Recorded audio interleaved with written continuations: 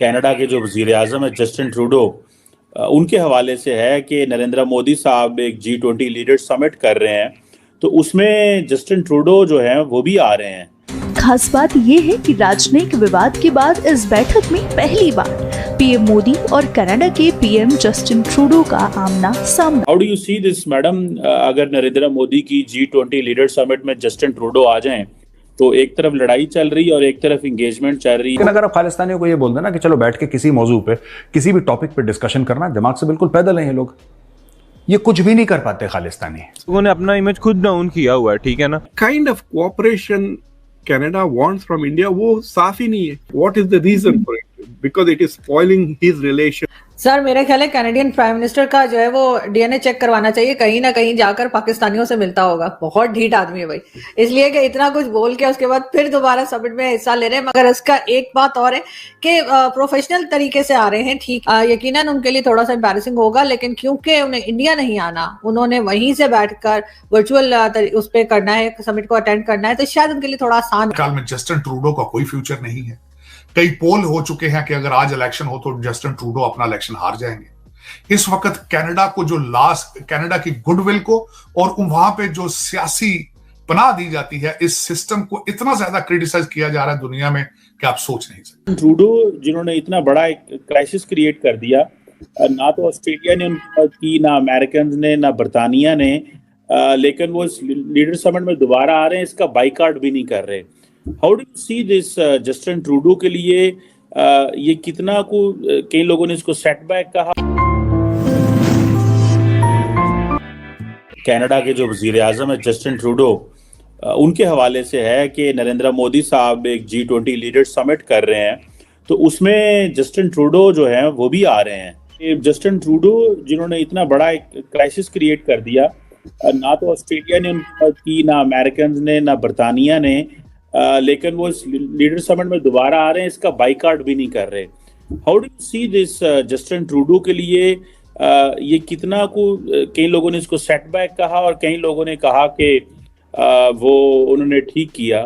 How do you see this madam? अगर नरेंद्र मोदी की G20 leader summit में जस्टिन ट्रूडो आ जाएं, तो एक तरफ लड़ाई चल रही है और एक तरफ इंगेजमेंट चल रही है। इसके लिए इसमें पाकिस्तान के लिए भी कुछ मैसेजिंग है। So how do you see this?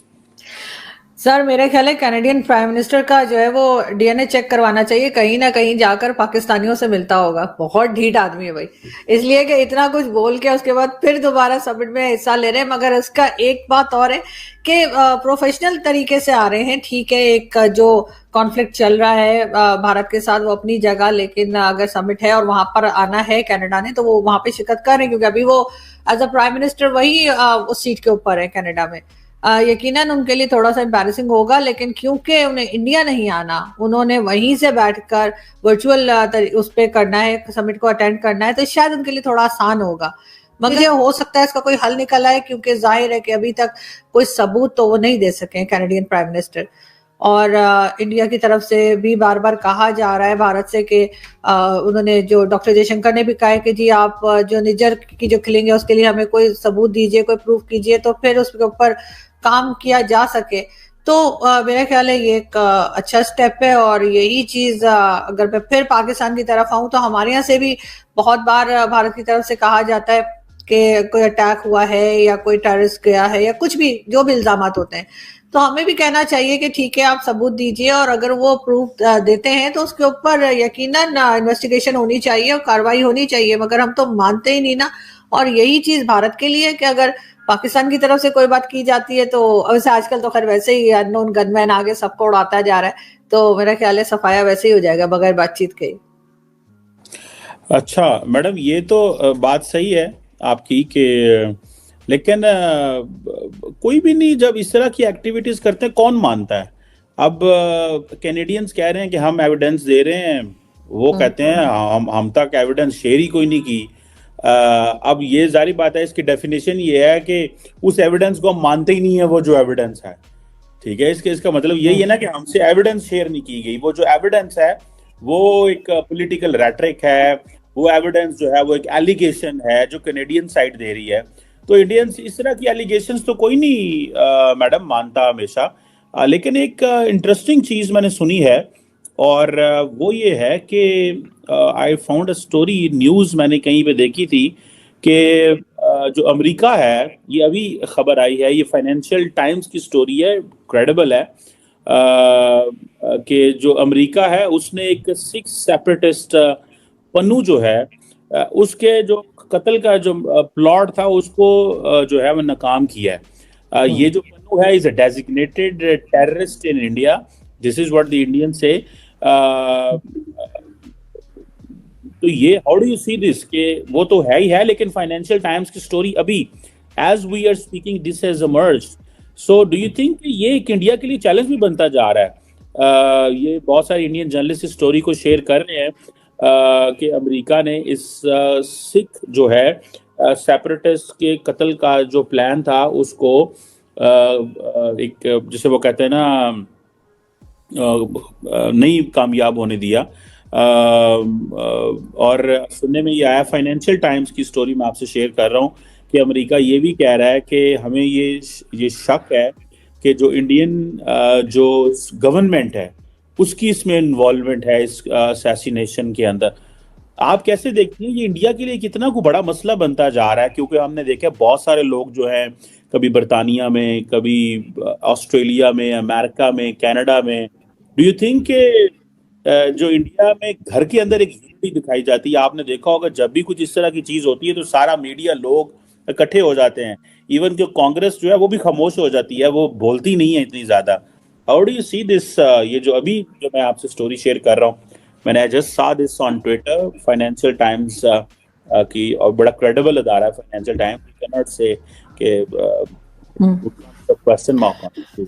बिल्कुल नहीं सर, बिल्कुल चैलेंज तो है इंडियन गवर्नमेंट के लिए, डेफिनेटली इस किस्म की बातें आ रही हैं और अभी इलेक्शंस भी आगे आ रहे हैं और ये भी कहा जाता है कि जब इलेक्शंस नजदीक होते हैं तो इस किस्म की बातें आती हैं और इसके ऊपर यकीनन बहुत सीरियसली इंडियन गवर्नमेंट को देखना पड़ेगा। लेकिन बात सारी ये है कि ये लोग कोई सबूत देना, कोई प्रूफ दें, सिर्फ एलिगेशंस हैं, ऐसे कोई भी कह दे कि जी उसको मारने की कोशिश की गई और ऐसे। और अमेरिका की जहां तक बात है तो डेफिनेटली वो इस वक्त कनाडा का साथ दे रहा है, और अगर कोई उनके पास सबूत होता, जो कि गवर्नमेंट्स आपस में, इंडिविजुअल्स की बात नहीं हो रही ना, गवर्नमेंट्स की बात हो रही है, तो गवर्नमेंट्स अगर इस किस्म की डील करती हैं तो उसके लिए उनको पक्का सबूत चाहिए होता है कि हाँ ऐसा हुआ है या इस किस्म की बात है।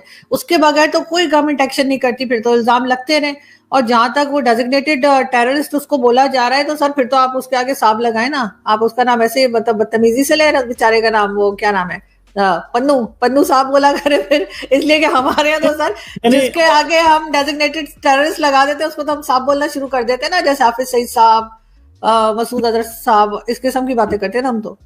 नहीं, वो आपकी बात सही है। जय हिंद दोस्तों, जैसा आपने वीडियो में देखा कि जस्टिन ट्रूडो जो कि कनाडा के प्रधानमंत्री हो, भारत में G20 की लीडर समिट में वर्चुअली भाग लिया, जिसे देख करके पाकिस्तानी मीडिया काफी ज्यादा शॉक्ड है। क्योंकि आपको मालूम होगा बीते कुछ दिनों पहले एक खालिस्तानी लीडर के कनाडा में मारे जाने के बाद इंडिया और कनाडा के बीच में काफी ज्यादा विवाद हुआ था, जिसमें कनाडा की काफी ज्यादा बेइज्जती हुई थी। तो वो पाकिस्तानी मीडिया यह चाह रहा था कि कनाडा भी G20 समिट का विरोध करे, लेकिन कनाडा खुद G20 समिट में भाग लेने आया। इससे पता चलता है कि इंडिया की डिप्लोमेटिक पावर कितनी ज्यादा तेज है। कनाडा को इस मीटिंग में भाग लेता देख पाकिस्तानी मीडिया काफी ज्यादा शॉक्ड है, क्योंकि पाकिस्तानी मीडिया कनाडा से यह चाह रहा था कि वो G20 समिट का विरोध करे, लेकिन कनाडा को मालूम है कि कनाडा को इंडिया से कितनी ज्यादा जरूरतें हैं, जबकि इंडिया के पास तमाम देश हैं जो कनाडा से अच्छे काम करते हैं और कनाडा से अच्छी ट्रेड है उन देशों से इंडिया की, लेकिन कनाडा का एकमात्र सहारा इंडिया, इसलिए कनाडा इंडिया को नहीं छोड़ सकता है। यह देख करके पाकिस्तानी मीडिया काफी ज्यादा शॉक्ड है। आपको क्या लगता है, कनाडा और इंडिया का यह विवाद चलता ही रहेगा या रुकेगा? इसमें अपनी राय जरूर दें, और अगर आपको यह वीडियो अच्छा लगे तो प्लीज चैनल को सब्सक्राइब करो। ऐसे ही मजेदार वीडियो देखने के लिए हमारे चैनल पे बने रहें।